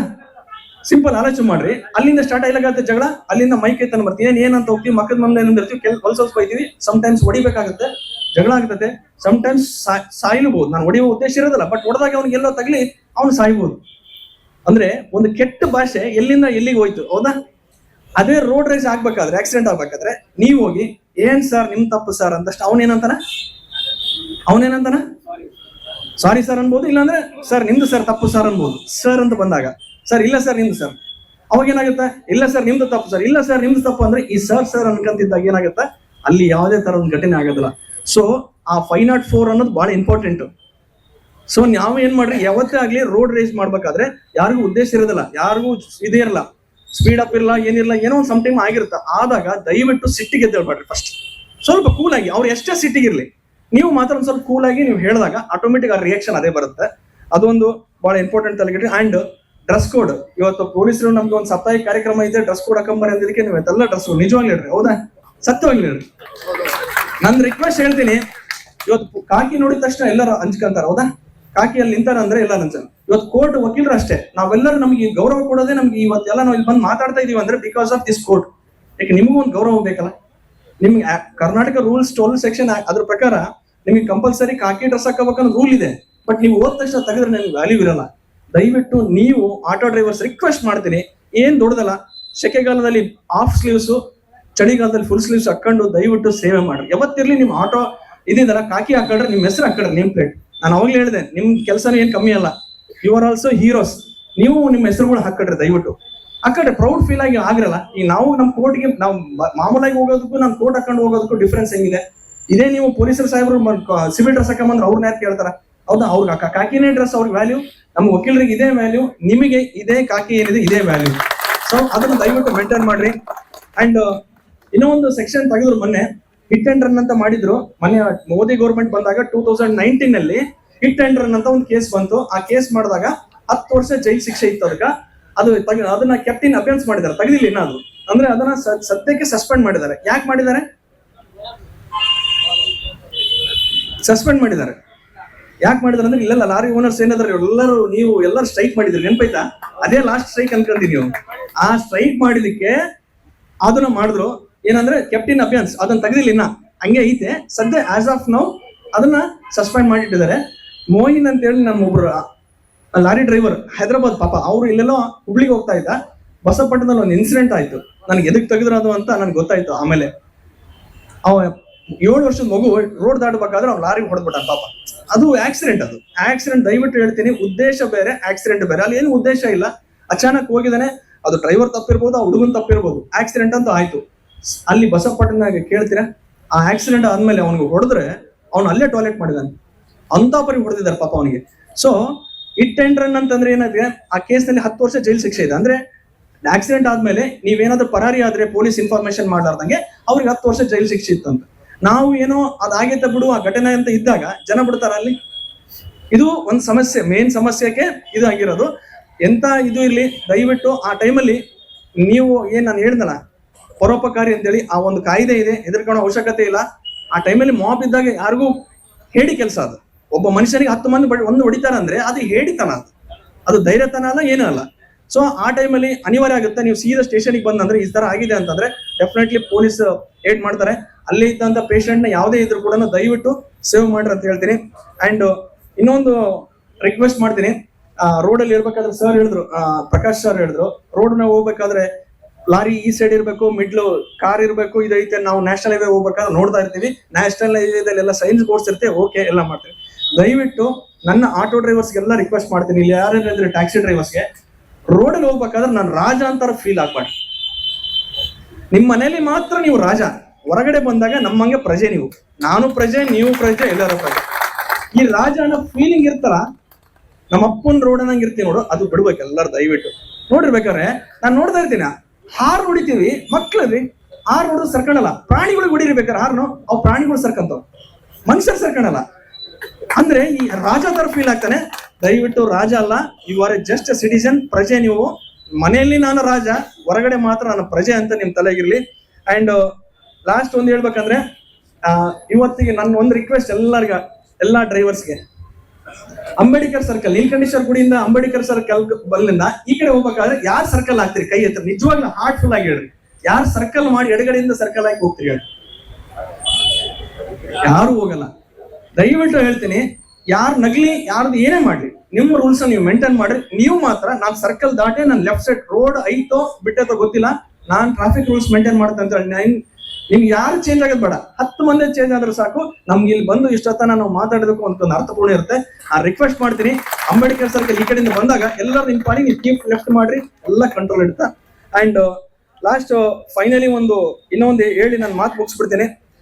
ಲೈಕ್ ನನ್ನೊಂದು ಇನ್ಸಿಡೆಂಟ್ ಆಗಿ ಸರ್ ಹೇಳಿದ್ರು, ಈಗ ಆಲ್ರೆಡಿ ನಮ್ಮ ಸೀನಿಯರ್ ಡಿವಿಷನ್ ಸಾಹೇಬ್ರು, ನಮ್ಮ ಹಳ್ಕಾಯಿ ಸಾಹೇಬ್ರು ಹೇಳಿದ್ರು, ಇನ್ಸೂರೆನ್ಸ್ ಇತ್ತು, ಇನ್ಸೂರೆನ್ಸ್ ಇಲ್ಲ ಅಂದಿದ್ದಕ್ಕೆ 1 ಕೋಟಿ ರೂಪಾಯಿ ಅವಾರ್ಡ್ ಆಯ್ತು ಅಂತ. ನನ್ನ ಪರ್ಸನಲ್ ಎಕ್ಸ್ಪೀರಿಯನ್ಸ್ ಹೇಳ್ತೀನಿ. ಒಂದು ಆಕ್ಸಿಡೆಂಟ್ ಆಗಿತ್ತು. ಆಕ್ಸಿಡೆಂಟ್ ಆದಾಗ ಡ್ರೈವಿಂಗ್ ಲೈಸೆನ್ಸ್ ಐತೆ, ಇನ್ಸೂರೆನ್ಸ್ ಐತೆ, RC ಇದೆ, ಸಾರಿ ಪರ್ಮಿಟ್ ಇದೆ, ಫಿಟ್ನೆಸ್ ಸರ್ಟಿಫಿಕೇಟ್ ಎಲ್ಲ ಐತೆ. ಬಟ್ ಅವರು FIR ಮಾಡಂಗಿಲ್ಲ, ಇದು VIP ಗಾಡಿ, ಅವ್ರಿಗೆ ಎಷ್ಟು ಬೇಕು ಕೊಡ್ತೀವಿ ಅಂತಂದ್ರು. ನಾನು ಹೋಗಿ ಹಾಸ್ಪಿಟ್ಲಿಗೆ ಹೋಗಿ ನೋಡಿದೆ ಆ ಪೇಷಂಟ್. ನಾನು ನೋಡಿದ ತಕ್ಷಣ ಗಾಬರಾಗ್ಬಿಟ್ಟೆ. 1 ಲಕ್ಷ ಕೊಡ್ತೀನಿ ಅಂತ ಹೇಳಿದ್ರಂತ ಪೇಷಂಟ್ಗೆ. ಇದು 1 ಲಕ್ಷ ಬಗೆರೋದಿಲ್ಲ ಅಂತ ನಾನು ಆ VIP, ನನ್ನ ಹೆಸರು ಹೇಳಲ್ಲ, ಆ VIP ಹೇಳಿದೆ, ಸರ್ 1 ಲಕ್ಷ ಬಗೆರೋದಿಲ್ಲ, ಸೀರಿಯಸ್ ಐತೆ ಅಂದ್ರೆ, ಆಯ್ತಪ್ಪ ನೀನ್ ಬಂದಿಯಲ್ಲ, ನಾನು ಇನ್ನೊಂದು 1 ಲಕ್ಷ ಕೊಡ್ತೀನಿ ಅಂದ. ಸರ್ ಇದು 1 ಲಕ್ಷ 2 ಲಕ್ಷ ಕೊಡೋದಲ್ಲ ಸರ್, ಹೆಂಗಿದ್ರು ಡಾಕ್ಯುಮೆಂಟ್ಸ್ ಎಲ್ಲ ಕ್ಲಿಯರ್ ಇದೆ, ನೀವು 1 ರೂಪಾಯಿ ಕೊಡೋದು ಬೇಡ, FIR ಮಾಡಿಸ್ರಿ, ಅವ್ರಿಗೆ ಅನುಕೂಲ ಆಗುತ್ತೆ ಸರ್ ಅಂತ ಹೇಳಿದೆ. ಸರಿ ಬಿಡೋದು ಮಾಡೋಣ ಅಂತ ಅಂದ್ರು. FIR ಮಾಡಿದ್ಮೇಲೆ ಫುಲ್ ಕಿರಿಕಿರಿ ಮಾಡಕತ್ಬಿಟ್ರು, ಅದು ಇದು ಅಂತ ಹೇಳಿ. ಹೆಂಗ್ ಮಾಡಿಸಿದ್ಮೇಲೆ ಆಮೇಲೆ ಅದೇನಾಯ್ತಂದ್ರೆ ಕಾಲ್ ಕಟ್ ಮಾಡೋ ಪರಿಸ್ಥಿತಿ ಬಂದ್ಬಿಡ್ತು. ಆ ವ್ಯಕ್ತಿ ಕಾಲ್ ಕಟ್ ಮಾಡಿದಕ್ಕೆ ಕೋರ್ಟಲ್ಲಿ ನಾವು ಕೇಸ್ ಫೈಲ್ ಮಾಡಿದ್ರೆ 21 ಲಕ್ಷ ಅವಾರ್ಡ್ ಆಗಿದೆ, 6 ಲಕ್ಷ ರೂಪಾಯಿ ಬಡ್ಡಿ, 27 ಲಕ್ಷ ರೂಪಾಯಿ ಬರಂಗಾಯ್ತು ಅವ್ರಿಗೆ. ಅದೇ ನೀವು ಅವತ್ತು FIR ಮಾಡಿಸ್ಲಾರಂಗೆ ಕುತ್ಕೊಂಡಿದ್ರೆ ಅವ್ರಿಗೆ ಎಷ್ಟು ಕೊಡ್ತಿದ್ರು? 1 ಲಕ್ಷ 2 ಲಕ್ಷ, ಬಾಳ ಅಂತ 2 ಲಕ್ಷ. ಸೊ ಇನ್ಸೂರೆನ್ಸು, FC, ಇದೇನು ಫಿಟ್ನೆಸ್ ಸರ್ಟಿಫಿಕೇಟ್, ಪರ್ಮಿಟ್ ನಾನು ಒಂದು ಕೇಸ್ ಮಾಡ್ತಾ ಇದ್ದೀನಿ ಹೊಸಪೇಟೆಯಲ್ಲಿ. ಅಲ್ಲಿ ನಾನು ಇದು ಕಂಟೆನ್ಷನ್ ತಗೊಂಡಿದ್ದು. ಹೊಸಪೇಟೆ ನಗರದಲ್ಲೇ ಆಕ್ಸಿಡೆಂಟ್ ಆಗಿತ್ತು, ಡೆತ್ ಆಗಿತ್ತು, ಲೈಸೆನ್ಸ್ ಇತ್ತು, ಇನ್ಸೂರೆನ್ಸ್ ಇತ್ತು, ಬಟ್ ಪರ್ಮಿಟ್ ಇಲ್ಲ. ಪರ್ಮಿಟ್ ನಿಮ್ ಆಟೋ ರಿಕ್ಷಾನ ಚೆಕ್ ಮಾಡ್ಬೇಕು ನೀವು, 5 ವರ್ಷಕ್ಕೊಂದ್ಸರಿ ಪರ್ಮಿಟ್ ನ ರಿನ್ಯೂವಲ್ ಮಾಡಿಸ್ಬೇಕು. For your kind information, licence ಇತ್ತು, ಇನ್ಸೂರೆನ್ಸ್ ಇತ್ತು ಅಂದ್ರು ಪರ್ಮಿಟ್ ಇಲ್ಲ ಅಂದ್ರೂ ಕೂಡ ಕ್ಲೈಮ್ ಆಗೋದಿಲ್ಲ. ಓನರು ಮತ್ತು ಇದು ಪೇ ಅಂಡ್ ರಿಕವರಿ ಮಾಡ್ಯಾರ, ಆ ಪೇ ಅಂಡ್ ರಿಕವರಿ ಅಮೆಂಡ್ಮೆಂಟ್ ಆಗಿದೆ 2022 ನಲ್ಲಿ, ಅದನ್ನು ಇಲ್ಲ. ಸೊ ನೀವು ಗಾಡಿ ಮೇಲೆ ಹೊಡಿಬೇಕಾದ್ರೆ ದಯವಿಟ್ಟು ನನ್ಗೆಲ್ಲ ರಿಕ್ವೆಸ್ಟ್, ನಿಮ್ಮ ಲೈಸೆನ್ಸ್ ಯಾವಾಗ ಲ್ಯಾಪ್ಸ್ ಆಗುತ್ತೆ ಬರೀರಿ. ನಮಗೂ ನೆನಪಿಲ್ಲ, ನನ್ನ ಪಾಕೆಟ್ ಅಲ್ಲಿ ಲೈಸೆನ್ಸ್ ಇದೆ, ಲ್ಯಾಪ್ಸ್ ಆಗುತ್ತೆ ಅಂತ ನನಗೂ ಗೊತ್ತಿಲ್ಲ. ನೀವು ಇಂಪಾರ್ಟೆಂಟ್, ನೀವು ಅದೇ ಕೆಲಸ ಮಾಡೋದ್ರಿಂದ ನೀವು ಒಂದ್ ಕಡೆ ಬರ್ಕೊಡ್ರಿ, ಅದು ಆಟೋದ್ ಕಾಣಂಗೆ ನಿಮ್ಗೆ ಡಿಸ್ಪ್ಲೇ ಆಗ್ಬೇಕದು. ನಂದು ಈ ದಿವಸ ಇದಾಗುತ್ತೆ, ಇನ್ಸೂರೆನ್ಸ್ ಇದು ಮುಗಿತೈತೆ, FC ಯಾವಾಗ ಮುಗಿತೈತೆ ಅಂತ ಹೇಳಿ ಒಂದ್ ಮಾಡ್ರಿ ಅಂತ ಹೇಳ್ತಾ, ಲಾಸ್ಟ್ ಇವತ್ತು ನಮ್ಮ ಡಿಸ್ಟ್ರಿಕ್ಟ್ ಜಡ್ಜ್ ಸಾಹೇಬರು ಬರ್ಬೇಕಾಗಿತ್ತು ಅಭಿಯಾನದಲ್ಲಿ.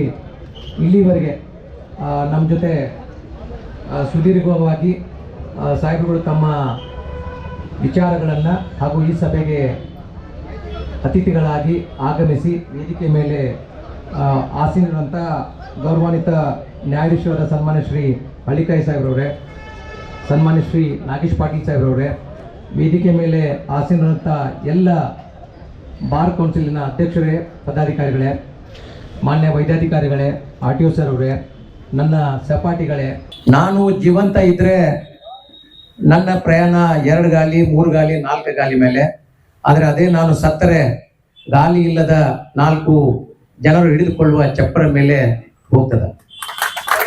ನಾ ಇದನ್ನ ಯಾಕೆ ಹೇಳಕ್ ಇಷ್ಟಪಡ್ತೀನಿ ಅಂತಂದ್ರೆ, ರಸ್ತೆ ಸುರಕ್ಷತೆ ಹೇಗೆ ಅಂತಂದ್ರೆ, ಕೇವಲ ನಾವು ನಮ್ಮ ಸಂಬಂಧಿಕರನ್ನು ಮಾತ್ರ ಕರ್ಕೊಂಡು ನಿನ್ನ ವಾಹನದಲ್ಲಿ ಹೋಗ್ತಾ ಇರ್ತೀಯ, ಅದರ ಜೊತೆಗೆ ವಿರುದ್ಧವಾಗಿ ನಿನ್ನ ವಿರುದ್ಧ ಅಥವಾ ನಿನ್ನ ಅಕ್ಕಪಕ್ಕ ಬರುವಂತ ನನ್ನ ದೇಶದ, ನನ್ನ ಊರಿನ, ನನ್ನ ಅಣ್ಣ ತಮ್ಮಂದಿರು, ಅಕ್ಕ ತಂಗಿಯರು ಹೋಗ್ತಾ ಇರ್ತಾರೆ, ಅವ್ರದ್ದು ಜೀವ ಕೂಡ ಸಹಿತ ಬಹಳ ಮುಖ್ಯವಾಗಿರ್ತದೆ. ನೀವು ಹೋಗ್ತಾ ಇರ್ತೀಯ ಅಂತಂದ್ರೆ ಕೇವಲ ನಿನ್ನವರು ಇರ್ತಾರೆ, ಮತ್ತೆ ಅದ್ರ ಜೊತೆಗೆ ಮುಂದಿದ್ದವ್ರಿಗೆ ಸಹಿತ ಏನಾದ್ರೂ ಹೆಚ್ಚಕಮ ಆಯ್ತು ಅಂತಂದ್ರೆ ಜೀವ ಬಹಳ ಮುಖ್ಯ. ಭಗವಂತ ಎಲ್ಲಾ ಕೊಟ್ಟಿದ್ದಾನೆ ನಮ್ಮ ಜಗತ್ತಿನಲ್ಲಿ, ಆದ್ರೆ ಹೊಳ್ಳಿ ಜೀವ ಮಾತ್ರ ಬರಲ್ಲ. ಕೊಟ್ಟಂತ ಅಮೂಲ್ಯವಾದಂತ ಜೀವನವನ್ನ ನಾವು ಉಳಿಸ್ಕೋಬೇಕಾಗಿತ್ತು ಅಂತಂದ್ರೆ ರಸ್ತೆಯ ಸುರಕ್ಷತೆ ನಿಯಮಗಳನ್ನ ಪಾಲನೆ ಮಾಡೋದು ಅತಿ ಮೂಲ್ಯವಿದೆ. ಜಗತ್ತಿನಲ್ಲೇ ಅತಿ ಹೆಚ್ಚು ಆಕ್ಸಿಡೆಂಟ್ಗಳು ಆಗುವಂತ ದೇಶ ಯಾವ್ದಾದ್ರು ಇದೆ ಅಂತಂದ್ರೆ ಅದು ಭಾರತ. ಬಹಳ ದುಃಖದಿಂದ ಬಹಳ ಬೇಜಾರಾಗಿ ಹೇಳಬೇಕಾಗ್ತದೆ. ಇದಕ್ಕೆ ತಮಗೆ ಹೇಳ್ಬೇಕು ಅಂತಂದ್ರೆ, ತಾವು ಮೊನ್ನೆ ಜುಲೈದಲ್ಲಿ ಒಂದು ನಮ್ಮ ವಿಮಾನ ಡ್ರೀಮ್ ಲೈನರ್ ಅಂತಿಕೊಂಡು ಹೇಳಿ ಅದು ಅಪ್ಪಳಿಸಿದಾಗ ಮುಂಜಾನೆಯಿಂದ ರಾತ್ರಿ ತನಕ ಬರೀ ಅದೇ ನ್ಯೂಸ್ ನಲ್ಲಿ ಇತ್ತು. 260 ಜನ ಅದರಲ್ಲಿ ಇದ್ದವರು ತೀರ್ಕೊಂತಾರೆ. ವರ್ಷದಲ್ಲಿ ಅಂತವು ಆಕ್ಸಿಡೆಂಟ್ಸ್ 1 ರಿಂದ 2 ಆಗ್ತವೆ. ಬಹಳ ಆದ್ರೆ 500 ಜನ ಸಾಯ್ತಾರೆ. ಅದನ್ನೇ ನಾವು ಮುಂಜಾನೆಯಿಂದ ರಾತ್ರಿ ತನಕ ನೋಡ್ತೇವೆ. ಆದ್ರೆ 15 ಸೆಕೆಂಡಿಗೆ ನನ್ನ ದೇಶದಲ್ಲಿ ಒಂದು ಆಕ್ಸಿಡೆಂಟ್ ಆಗುತ್ತೆ. 15 ಸೆಕೆಂಡಿಗೆ ಒಂದು, ಕಣ್ಣು ಮುಚ್ಚಿ ಕಣ್ಣು ತೆಗೆದ್ರೆ ಒಂದು ಆಕ್ಸಿಡೆಂಟ್ ಈಗ ಆಗಿದೆ. 30 ಸೆಕೆಂಡ್ ನಲ್ಲಿ ಒಬ್ಬ ಸಾಯ್ತಾನೆ. ವರ್ಷಕ್ಕೆ ಏನಿಲ್ಲ ಅಂದ್ರೂ ಸಹಿತ 4,50,000 ಜನ ನಮ್ಮ ದೇಶದಲ್ಲಿ ಆಕ್ಸಿಡೆಂಟ್ ಆಗಿ ಜೀವನ ಕಳ್ಕೊತಾ ಇದ್ದಾರೆ. ಇದನ್ನ ನಾ ಹೇಳ್ಬೇಕಾಗಿತ್ತಂತಂದ್ರೆ ಬಹಳ ಬೇಜಾರಾಗ್ತಾ ಇದೆ. ಇದಕ್ಕೆ ಅದೇ ಒಂದು ದೇಶ ಇದೆ ಹೆಲ್ಸಂಕಿಯಲ್ಲಿ, ಫಿನ್ಲ್ಯಾಂಡ್ ನಲ್ಲಿ ಹೆಲ್ಸಂಕಿ ಅಂತ. ಹೆಲ್ಸಂಕಿ ಊರಲ್ಲಿ 1 ವರ್ಷದಲ್ಲಿ 1 ಆಕ್ಸಿಡೆಂಟೇ ಆಗಿಲ್ಲ. 7 ಲಕ್ಷ ಜನ ಅಲ್ಲಿ ಬದುಕ್ತಾರೆ. 1 ವರ್ಷದಲ್ಲಿ 1 ಆಕ್ಸಿಡೆಂಟೇ ಆಗುದಿಲ್ಲ. ಅತಿ ಜೀರೋ ಇರುವಂತ ಆಕ್ಸಿಡೆಂಟ್ ಆಗುವಂತ ದೇಶ ಯಾವ್ದಾಗಿರ್ತಂದ್ರೆ ಅದು ಫಿನ್ಲ್ಯಾಂಡ್. ಆದ್ರೆ ದುರದೃಷ್ಟಕರ, ಅಷ್ಟು ಜನಸಂಖ್ಯೆ ಇರುವಂತ ಒಂದು ದೇಶದಲ್ಲಿ ಒಂದು ಆಕ್ಸಿಡೆಂಟ್ ಆಗಲ್ಲ. ಅಷ್ಟು ಜನ ನಮ್ಮ ದೇಶದಲ್ಲಿ 1 ವರ್ಷ